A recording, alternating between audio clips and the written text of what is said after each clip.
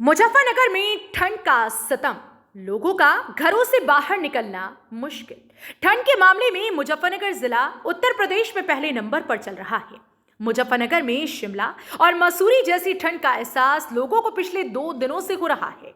मंगलवार और बुधवार को देहरादून और मसूरी से भी कम तापमान मुजफ्फरनगर में दर्ज किया गया है। गुरुवार को भी न्यूनतम तापमान 4.8 डिग्री सेल्सियस ही रहा। इस कारण ठिठुरन और बढ़ गई।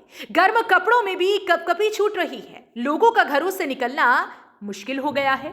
ठंड से बचाव के लिए लोग अलग अलग जतन कर रहे हैं। कोई अपने आप को आग में ताप रहा है तो कोई रजाई में लेटकर सर्दी से बचने का काम कर रहे हैं। मुजफ्फरनगर में अधिकतम तापमान 15.9 डिग्री सेल्सियस है। आपको बता दें कि गत मंगलवार को मुजफ्फरनगर में अधिकतम तापमान 15.9 डिग्री सेल्सियस और न्यूनतम तापमान 5.2 डिग्री सेल्सियस दर्ज किया गया था।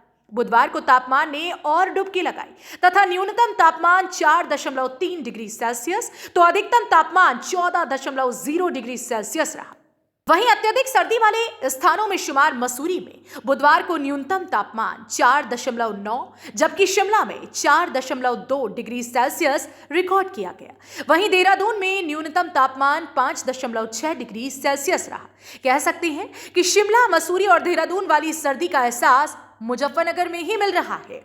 गुरुवार को भी मुजफ्फरनगर का न्यूनतम तापमान कम ही रहा, 4.8 डिग्री ही तापमान रहा। इतनी अधिक ठंड का असर बाजारों में पड़ रहा है। बाजारों में ग्राहक कम पहुंच रहे हैं। शहर के Shiv Chowk, Bhagat Singh market, Ansari road, SD market, Jhansi Rani, court road और सदर बाजार आदि में आम दिनों में ग्राहकों की भीड़ रहती है, लेकिन अधिक सर्दी की वजह से यहां दुकानदार खाली बैठे नजर आए।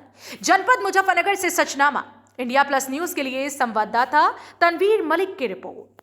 मौसम यह है कि वैसे तो इसमें कोई अब ताज्जुब की बात नहीं है। शीतलहर का समय चल रहा है और जनवरी का महीना है, पीक पीरियड ठंड का होता है और ठंड पड़ रही है।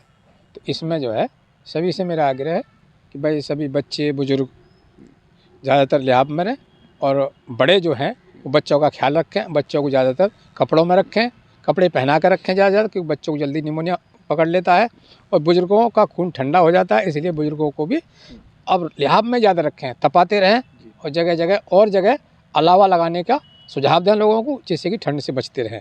और यहाँ तक कि पशु भी कुछ ऐसे हैं, गाय हैं ज़्यादातर ये हैं, तो ये भी ठंड मानती हैं। इसको भी दूर दूर से अपने तपाते रहें और इन पर कपड़े वपड़े डालते रहें।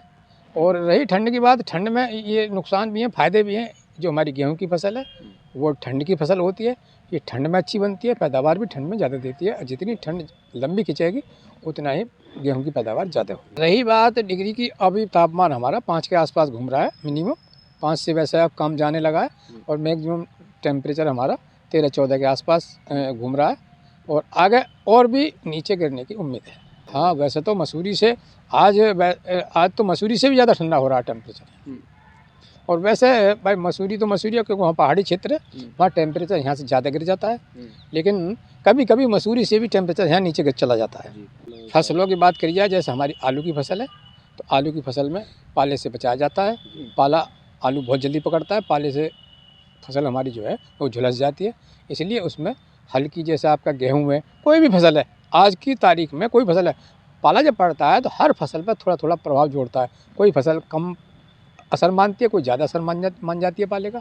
इसलिए उसमें हल्की सिंचाई कर दें, जिससे पाले से उससे बचा जा सके। क्योंकि पाले हल्की सिंचाई करने से वहाँ का टेम्परेचर इतना नहीं गिरता जितना कि गिरना चाहिए, तो वो फसल हमारी पाले से बची रहती है।